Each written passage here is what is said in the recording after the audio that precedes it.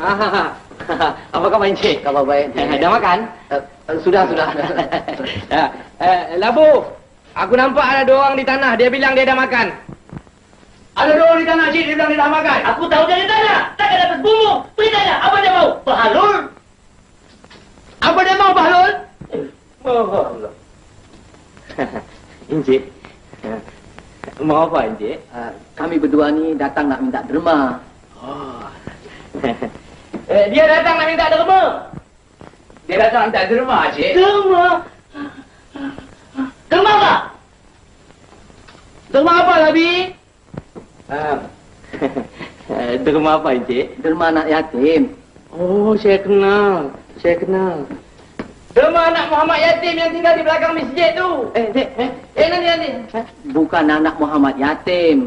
Anak yatim. Anak yang kehilangan ibu bapa. Oh, anak yang kehilangan ibu bapa tu anak yatim, Encik? Betul. Maafkan saya, Encik. Dulu saya tak pergi sekolah. Apa?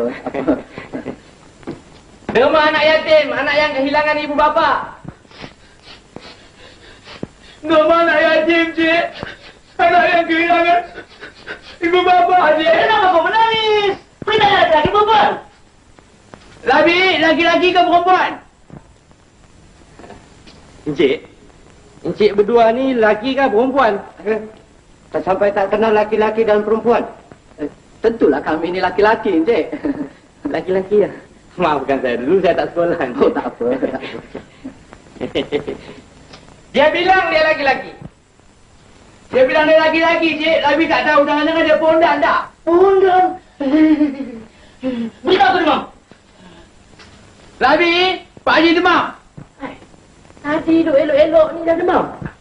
Mula. Pak Haji betul-betul demam tak? Tak ada. Oh. Encik, sebenarnya Pak Haji tak demam, tapi dia suruh bilang dia demam. Pak Haji, Labi dah pecah lubang, Cik. Jika kau punya Labi, takkan aku mati baru kau tahu. Habis aku nak buat. Semakan aku.